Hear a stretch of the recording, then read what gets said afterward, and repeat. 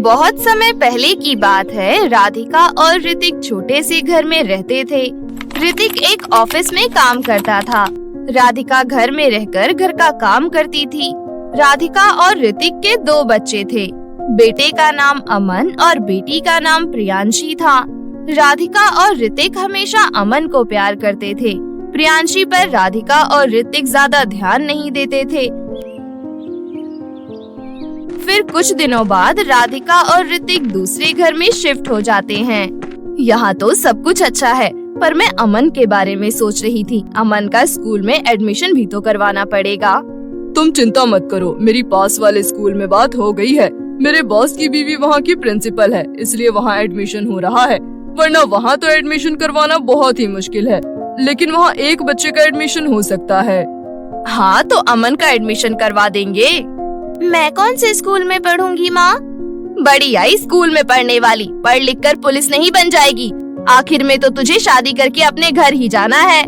प्रियांशी बहुत रोती है, पर प्रियांशी की बात सुनने वाला कोई नहीं था। कुछ दिनों बाद अमन स्कूल जाना शुरू कर देता है। एक सुबह अमन स्कूल के लिए निकल रहा होता है, तभी प्रियांशी अमन के कमरे में आती है। देख मेरा नया बैग, नई बोतल और नई किताबें। तुझे पता है मेरा स्कूल कितना सुंदर है? मेरे स्कूल में बहुत सारे झूले हैं। सच्ची? कितना मजा आता होगा ना? स्कूल में मैडम कितना अच्छा पढ़ाती होगी। चल पागल, पढ़ना किसको अच्छा लगता है? मुझे स्कूल में झूला झूलना और खेलना अच्छा लगता है। ये तुम कैसी बातें कर रहे हो? पापा कितने मुश्किल से तुम्हारा स्कूल का खर्चा उठा रहे हैं और तुम कैसी बातें कर रहे हो? मैं जो तुझे बोल रहा हूँ ये बात तू अपने तक ही रखना, समझी? वरना मम्मी से तेरी शिकायत कर दूंगा। फिर मम्मी तेरा क्या हाल करेगी। तभी वहाँ पर राधिका आ जाती है। कितनी देर हो गई अमन? जल्दी चलो वरना लेट हो जाएगा। अमन स्कूल के लिए निकल जाता है। प्रियांशी पूरा दिन अपनी माँ के साथ घर के काम करवाने में मदद करती है। प्रियांशी को स्कूल ना जाने का बहुत दुख होता था, पर प्रियांशी कुछ भी नहीं कर सकती थी। एक रात की बात है, प्रियांशी को नींद नहीं आ रही होती है, इसलिए वो खिड़की पर जाकर खड़ी हो जाती है और बाहर की ठंडी हवा लेने लगती है। प्रियांशी खड़ी खड़ी स्कूल के बारे में सोच ही रही होती है कि तभी प्रियांशी को आवाज आती है, CAT कैट, BAT बैट। अरे इतनी रात में बच्चों के पढ़ने की आवाज कहाँ से आ रही है? प्रियांशी उस आवाज को ध्यान से सुनने की कोशिश करती है, तो इस बार फिर से उसको आवाज आती है, चलो बच्चों अब अपनी हिंदी की कॉपी निकालो, मैं आज तुम सबको एक कहानी सुनाऊंगी। अरे ये तो किसी टीचर की आवाज है जो बच्चों को पढ़ा रही है, पर इतनी रात में कौन सी टीचर बच्चों को पढ़ा रही है? प्रियांशी इधर उधर देखती है, तब पास में उसे एक बिल्डिंग दिखती है जिसके एक कमरे की खिड़की से लाइट आ रही थी। जिस खिड़की में से लाइट आ रही थी उसी खिड़की में से बच्चे और टीचर की आवाज भी आ रही थी। अच्छा, ये आवाज यहाँ से आ रही है, पर इतनी रात में मुझे जाकर देखना चाहिए। प्रियांशी बिना डरे चुपचाप घर के बाहर निकल जाती है और उस बिल्डिंग के पास जाती है। बिल्डिंग पर विद्यालय लिखा हुआ था। प्रियांशी बिना सोचे समझे स्कूल के अंदर घुस जाती है। अंदर एक अजीब सी शक्ल की औरत रिसेप्शन पर बैठी होती है, मगर बच्ची को नहीं पता होता कि वो चुड़ैल है। फिर वो चुड़ैल बच्ची से बोलती है, तुम्हारी क्लास कब से शुरू हो गई है? चलो जल्दी जाओ और कल से लेट मत आना। मेरी क्लास? पर मैं तो यहाँ पहली बार आई हूँ। कोई बात नहीं, चल कर देख लेती हूँ। प्रियांशी ऊपर जाती है तो वहाँ पर एक मैडम फाइल लेकर घूम रही होती है। चलो जल्दी जाओ क्लास में, वरना मैडम बहुत गुस्सा करेंगी। पर मैं तो, बातें बाद में करना, चलो पहले अभी क्लास में जाओ। प्रियांशी को कुछ समझ नहीं आ रहा होता है, उसके साथ ये क्या हो रहा है। प्रियांशी पहली बार स्कूल आई थी और सब लोग उसके साथ ऐसा व्यवहार कर रहे थे जैसे प्रियांशी उसी स्कूल की बच्ची हो। प्रियांशी क्लास में जाती है तब प्रियांशी की आंखें फटी की फटी रह जाती है। वहाँ एक चुड़ैल भूतिया बच्चों को पढ़ा रही होती है। आ, बचाओ! चुप हो जाओ, देख नहीं रही हो बच्चे टेस्ट कर रहे हैं? और तुम इतनी देर से क्यों आई हो? चलो अंदर जाकर बैठो, कल से लेट मत आना। प्रियांशी को कुछ भी समझ नहीं आता है। अब मैं क्या करूं? डर के मारे भागने की हिम्मत नहीं हो रही है। अब क्या बाहर खड़े होना है? बोला ना अंदर आकर बैठो, चलो जल्दी आओ। ठीक है मैडम। प्रियांशी चुपचाप जाकर एक कोने में बैठ जाती है। प्रियांशी के सीट पर पहले से ही एक नया बैग और नई किताबें, नई बोतल और बहुत सी चीजें रखी हुई थी। वाओ, ये सब कितना अच्छा है। ये सब तुम्हारा है, चलो अब तुम भी अपनी किताबें निकालो। प्रियांशी अपने बैग से कॉपी किताब बाहर निकालती है और फिर ध्यान से भूतिया बच्चों के साथ पढ़ने लगती है। चुड़ैल टीचर बच्चों को प्यार से और बहुत अच्छे से पढ़ा रही थी। प्रियांशी पढ़ाई में इतना खो जाती है कि कुछ देर बाद प्रियांशी का डर गायब हो जाता है और प्रियांशी पूरा ध्यान लगाकर चुड़ैल टीचर का पढ़ाया हुआ समझती है। प्रियांशी को पढ़ने में बहुत ही मजा आ रहा था। पढ़ाई खत्म होने के बाद चुड़ैल टीचर सभी बच्चों को टॉफी देती है। Thank you madam. अब कल टाइम से स्कूल आना, ठीक है? फिर तुम्हें रोज टॉफी मिलेगी। ठीक है मैडम, पर एक बात याद रखना। क्या बात मैडम? यही कि इस स्कूल के बारे में किसी को भी मत बताना, वरना तुम्हें कोई यहाँ दोबारा नहीं आने देगा। मैं किसी को कुछ नहीं बताऊंगी। प्रियांशी की स्कूल की छुट्टी रात के 3:45 पर हो जाती है। फिर प्रियांशी अपने घर जाकर चुपचाप से सो जाती है। प्रियांशी अगले दिन उठती है, लेकिन रात के बारे में किसी को कुछ नहीं बताती, क्योंकि उसे डर होता है कि भूतिया स्कूल के बारे में जानने के बाद उसके माँ बाप उसे वहाँ जाने नहीं देंगे। प्रियांशी इसी डर से रात के बारे में किसी को भी कुछ नहीं बताती। प्रियांशी को पढ़ने का इतना शौक होता है कि उसको कोई फर्क ही नहीं पड़ता कि आधी रात में एक भूतिया स्कूल में जाना पड़ रहा है और वहाँ पढ़ने और पढ़ने वाले सब बच्चे चुड़ैल हैं। प्रियांशी 12 बजने का इंतजार करती है। जैसे ही 12 बजते हैं, फिर वो दोबारा उसी स्कूल में पढ़ने जाती है। प्रियांशी खूब मन लगाकर पढ़ाई करती है। कितना अच्छा लग रहा है यहाँ, कितना सब कुछ सीखने को मिल रहा है। सच में मुझे भी पढ़ने का बहुत शौक है। पर तुम सब भूत कैसे बन गए और टीचर भी भूत कैसे बन गई? एक दिन की बात है, इस स्कूल में आग लग गई थी और बहुत से बच्चे और टीचर उस आग में जलकर मर गए। इस स्कूल का मालिक भी आग में जलकर मर गया था। उस दिन से ये स्कूल बंद है और आज भी हम अपनी मैडम से पढ़ते हैं। प्रियांशी रोज रात को उस स्कूल में जाती और भूतिया बच्चों के साथ बैठकर पढ़ाई करती है। कभी कोई और चुड़ैल पढ़ाती तो कभी कोई और सी चुड़ैल, पर सभी चुड़ैल टीचर बहुत ही अच्छी होती हैं और वो चुड़ैल टीचर सभी बच्चों को बहुत प्यार करती हैं। प्रियांशी को उस स्कूल में पढ़ते पढ़ते कई साल बीत जाते हैं और प्रियांशी की पढ़ाई पूरी हो जाती है। कभी भी प्रियांशी के स्कूल के बारे में किसी को भी कुछ पता नहीं चलता है। प्रियांशी और अमन अब बड़े हो जाते हैं। अमन इतने बड़े स्कूल में पढ़ने के बाद भी नालायक होता है। प्रियांशी बहुत ही होशियार हो जाती है। एक दिन राधिका और ऋतिक अमन पर चिल्ला रहे होते हैं। मैंने अपना सब कुछ तेरे पढ़ाई पर लगा दिया, पर तूने सब बर्बाद कर दिया। जब देखो तब फेल होता रहता है। अब तो हद हो गई है। मेरे पास अब एक भी पैसा नहीं बचा जो मैं तेरी पढ़ाई पर लगा सकूं, समझा? आपने मेरे ऊपर पैसे लगाए हैं तो कुछ एहसान नहीं किया है। मैं तो अपनी तरफ से पढ़ाई कर ही रहा था। अब मैं फेल हो गया तो मैं क्या करूं? इसमें इतना क्या गुस्सा हो रहे हो? हे भगवान, इसको तो अभी भी शर्म नहीं आ रही है। अपने बाप से कैसे जुबान लड़ा रहा है। अमन कभी पढ़ने में ध्यान नहीं देता था और ऊपर से अमन दिन पर दिन बदतमीज होते जा रहा था। धीरे धीरे अमन ने घर से पैसे चुराना शुरू कर दिया था। एक दिन ऋतिक और उसका परिवार ऋतिक के बॉस के घर के पार्टी में जाते हैं तो अमन वहाँ भी चोरी कर लेता है, लेकिन चोरी करते हुए वो पकड़ा जाता है। तो वही है ना ऋतिक का बेटा जो मेरे स्कूल में पढ़ता था? देखो तो आज मेरे ही घर में चोरी कर रहा है। ऋतिक, तुम्हें कल से ऑफिस आने की कोई जरूरत नहीं है, समझे? सर, मेरी क्या गलती है? मैंने थोड़ी ना चोरी की है। प्लीज मुझे काम पर से मत निकालो। मैं चोर के बाप को नौकरी पर नहीं रख सकता, अंडरस्टैंड? अमन की हरकत की वजह से ऋतिक की नौकरी चली जाती है। कुछ समय बाद पूरा परिवार सड़क पर आ जाता है। उन लोगों के घर में खाने के लिए एक दाना भी नहीं होता। प्रियांशी को ये सब देखकर बहुत दुख होता है और प्रियांशी आसपास के बच्चों को पढ़ाने लगती है और घर का खर्चा चलाने लगती है। जब ये बात ऋतिक और राधिका को पता चलती है कि उनकी बेटी बच्चों को पढ़ा रही है तो वो दोनों बड़े ही हैरान होते हैं। प्रियांशी तो कभी स्कूल ही नहीं गई, तो वो दूसरे बच्चों को कैसे पढ़ा सकती है?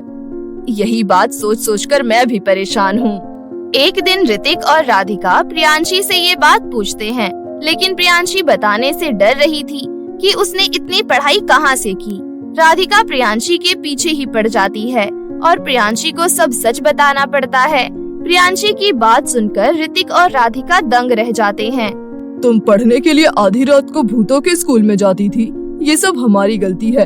हमने कभी तुम्हारी पढ़ाई को अहमियत ही नहीं दी, जबकि तुम्हारे अंदर पढ़ने की कितनी इच्छा थी।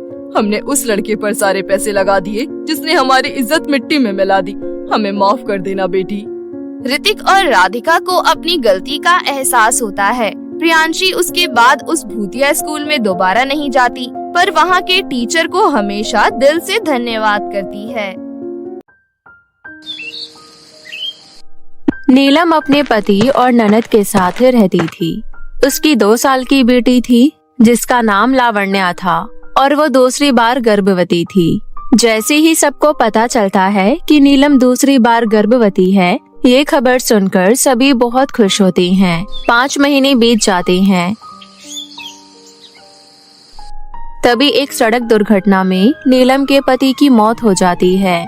उसके बाद से नीलम उदास रहने लगती है और कुछ ही महीनों बाद उसे फिर से एक बेटी होती है। उसकी दूसरी बेटी बहुत ही काली थी।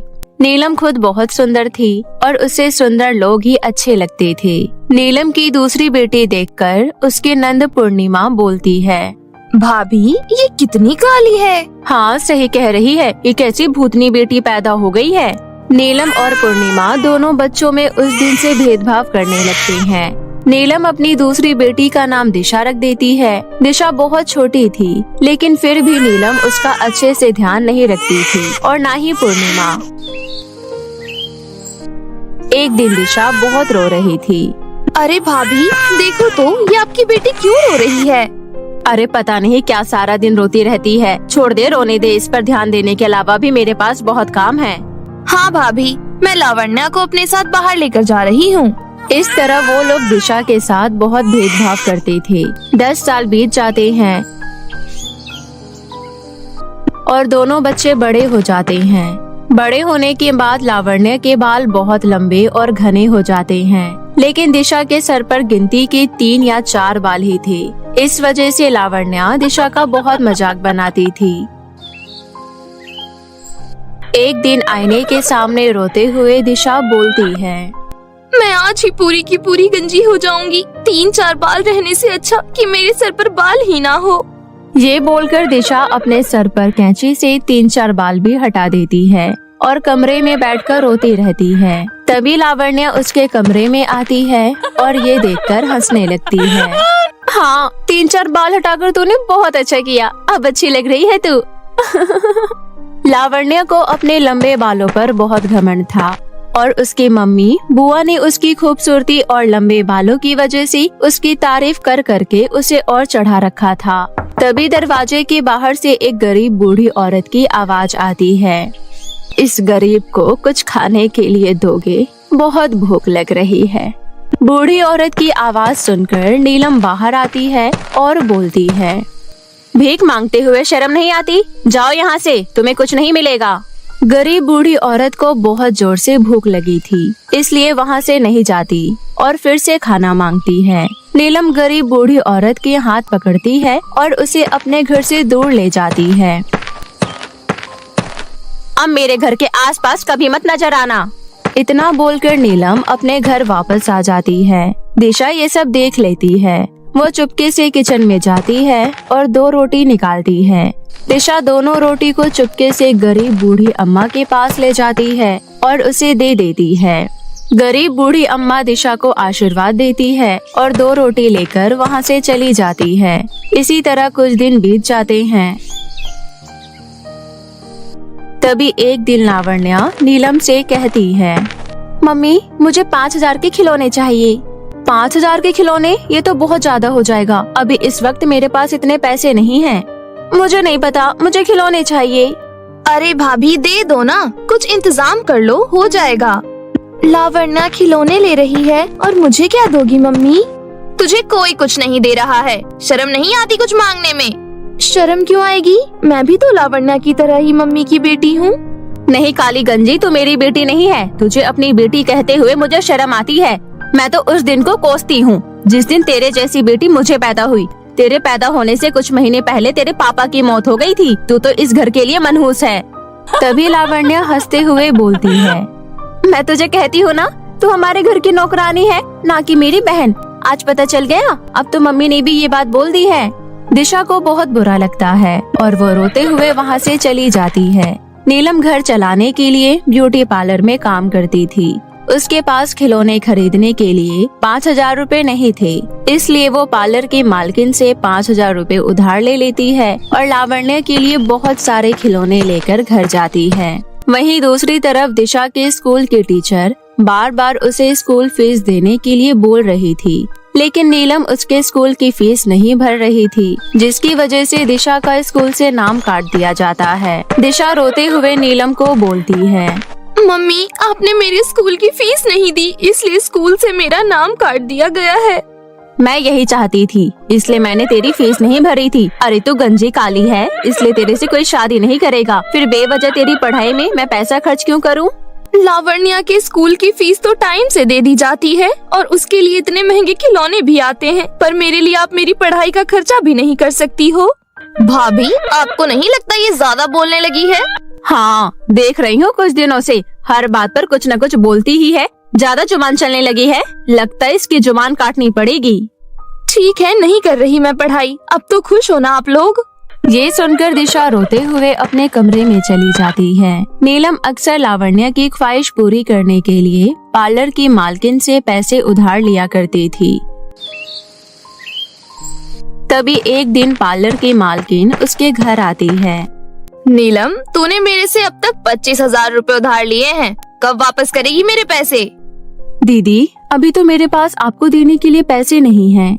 तुझे 3 दिन का समय दे रही हूँ, मुझे मेरे पैसे मिल जाने चाहिए। अगर तूने ऐसा नहीं किया तो मैं तुझे छोड़ूंगी नहीं।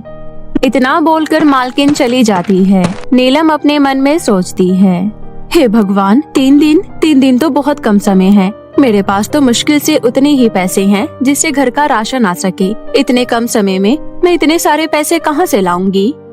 तभी पूर्णिमा आती है और नीलम से कहती है, भाभी, ये गंजी हमारे काम कब आएगी? इसे बोलो ये उधार के पैसे बाहर से कमा कर लाएगी। हाँ, ये तो मैंने सोचा ही नहीं था, मैं अभी जाकर उसे बोलती हूँ। उसके बाद नीलम दिशा के कमरे में जाती है और बोलती है, वैसे भी अब तुझे स्कूल नहीं जाना है, इसलिए घर बैठे रहने से अच्छा है कि बाहर जाकर कुछ पैसे कमा। काम? कौन देगा मुझे काम? जंगल से लकड़ियाँ लाकर बाजार में बेच। लकड़ियों की बिक्री बहुत होती है, क्योंकि कोई भी लकड़ियाँ तोड़ना खुद से नहीं चाहता है और बाजार से खरीदना पसंद करता है। अगले दिन से दिशा जंगल से लकड़ियाँ लाकर बाजार में बेचना शुरू कर देती है। लकड़ियाँ काटने में उसके हाथ पैर में बहुत चोट आती थी। वो रोते हुए लकड़ियाँ काटती थी और बाजार में बेच देती थी। उसे थोड़ी बहुत कमाई भी हो जाती थी और सारे पैसे नीलम ले लेती थी। एक दिन दिशा को बस 400 रुपए की कमाई हुई थी। ये क्या, आज सिर्फ 400 रुपए? कहीं तूने पैसे दबा कर तो नहीं रखे हैं? मैं पैसे दबाकर क्यों रखूंगी? आज कम लोगों ने लकड़ियाँ खरीदी है। नीलम दिशा को जोरदार तमाचा लगाती है। ये जोरदार तमाचा तुझे हमेशा याद रहेगा, इसलिए अब तू कभी भी इतनी कम कमाई करके नहीं आएगी। अरे वाह मम्मी, तमाचे की आवाज सुनकर मुझे बहुत मजा आया। चलो मम्मी, अब मुझे बहुत भूख लग रही है। उसके बाद सारे खाना खाने चले जाते हैं। अगले दिन जोरदार बारिश होने लगती है, जिसकी वजह से सारी लकड़ियाँ भीग जाती हैं। अरे, ये सारी लकड़ियाँ तो भीग गई है, अब इसे कौन खरीदेगा? लेकिन बिना पैसों के मैं घर नहीं जा सकती हूँ, इसलिए आज मैं घर नहीं जाऊंगी।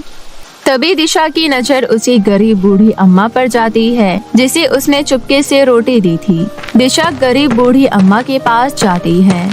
आप तो वही हो ना जिसे मैंने रोटी दी थी? हाँ, मैं वही हूँ। वैसे तुम इस जंगल में अकेले क्या कर रही हो? दिशा गरीब बूढ़ी अम्मा को सारी बातें बताती है। उसकी बातें सुनकर गरीब बूढ़ी अम्मा को उस पर बहुत तरस आता है। वैसे आप यहाँ पर क्या कर रही हो? आपको तो आराम करना चाहिए। तभी वो गरीब बूढ़ी अम्मा परी बन जाती है। दिशा ये देखकर हैरान रह जाती है। तभी परी बोलती है, मैं असल में एक परी हूँ। मैं अपनी सजा की वजह से बूढ़ी अम्मा बनकर घूम रही थी। दरअसल मैंने परीलोक में एक गरीब बेसहारा की मदद नहीं की थी, इसलिए रानी परी ने मुझे सजा दिया कि जब तक मैं किसी नेक दिल इंसान की मदद नहीं करूँगी तब तक मैं ऐसी ही बूढ़ी अम्मा बनकर पृथ्वीलोक पर रहूंगी। तुम बहुत नेक दिल हो, इसलिए तुम्हारे सामने मैं अपने असली रूप में आ गई और अब मैं तुम्हारी मदद करूंगी। इतना बोलकर परी एक सोने का हेयर बैंड प्रकट करती है। ये जादुई सोने का हेयर बैंड तुम्हारी सारी इच्छा पूरी करेगी। इतना बोलकर परी वापस अपने परी देश लौट जाती है। दिशा सोने का हेयर बैंड हाथ में लेकर बोलती है, अगर तुम सच में जादुई हेयर बैंड हो तो मेरे बाल भी लावण्या की तरह लंबे और घने कर दो। इतना बोलकर दिशा अपने सिर पर हेयर बैंड रखती है। उसके बाद उसके लंबे काले घने बाल आ जाते हैं, यहाँ तक कि उसका चेहरा भी गोरा खूबसूरत हो जाता है। ये देखकर दिशा बहुत खुश होती है। अरे सच में, मैंने तो इसे बालों के लिए कहा था, लेकिन इसने तो मुझे खूबसूरत भी बना दिया। एक काम करती हूँ, मम्मी ने जो मालकिन से उधार लिया है वो सारे पैसे जादुई सोने की हेयर बैंड की मदद से मैं चुकता कर देती हूँ। उसके बाद दिशा जादुई हेयर बैंड से 25,000 रूपए मांगती है। जादुई सोने का हेयर बैंड उसे 25,000 रूपए दे देता है। वो उसी वक्त अपने घर जाती है, तभी पार्लर की मालकिन आ जाती है। नीलम, हो गए तेरे 3 दिन, अब मुझे पैसे चाहिए। दीदी, मैं अभी भी आपके पैसे नहीं दे पाऊंगी, मुझे माफ कर दो। मुझे कम से कम 3 महीने का समय चाहिए। ये सुनकर मालकिन गुस्सा हो जाती है और नीलम को थप्पड़ मारने के लिए अपने हाथ उठाती है। तभी दिशा वहाँ आती है और मालकिन के हाथ पकड़ लेती है। मालकिन, आप इस तरह किसी पर हाथ नहीं उठा सकती हो। आपको आपके पैसे चाहिए वो मैं दे दूंगी, पर आप मेरी मम्मी से बदतमीजी मत करो। इतना बोलकर दिशा मालकिन को उसके पैसे दे देती है। मालकिन वहाँ से चली जाती है। नीलम को उस दिन अपने किए पर बहुत पछतावा होता है और वो दिशा से माफी मांगती है। मुझे माफ कर दे, अगर आज तो नहीं होती तो पता नहीं ये मालकिन मेरा क्या करती। मैंने कभी तेरे साथ अच्छा व्यवहार नहीं किया, मुझे खुद पर शर्म आ रही है। कोई बात नहीं मम्मी, पर अब मुझे वादा करो कि मुझे भी अपनी बेटी की तरह प्यार दोगी। ये भी कोई बोलने वाली बात है। अब मैं तेरे और लावण्या में कोई भेदभाव नहीं करूंगी। मैं अपनी ही सगी बेटियों में भेदभाव कर रही थी। वैसे तेरे बाल इतने लंबे कैसे हुए, और तो दिखने में भी बहुत खूबसूरत लग रही है। दिशा जादुई सोने के हेयर बैंड के बारे में नीलम को बता देती है। उस दिन से पूर्णिमा और नीलम दिशा को भी प्यार करने लगती है। ये सब देखकर लावण्या को बहुत गुस्सा आता है। सब मेरे से ज्यादा इसे प्यार कर रहे हैं, मैं ये नहीं देख सकती, मैं इस लड़की को छोड़ूंगी नहीं। इतना बोलकर लावण्या दिशा के कमरे में जाती है और उसके ऊपर गर्म तेल डालने की कोशिश करती है, लेकिन तभी जादुई सोने के हेयर बैंड से तेज रोशनी आती है और लावण्या को गंजी कर देती है। इस तरह लावण्या को उसके किए की सजा मिल जाती है। उस दिन से लावण्या भी पूरी तरह से सुधर जाती है और सब हंसी खुशी रहने लगते हैं।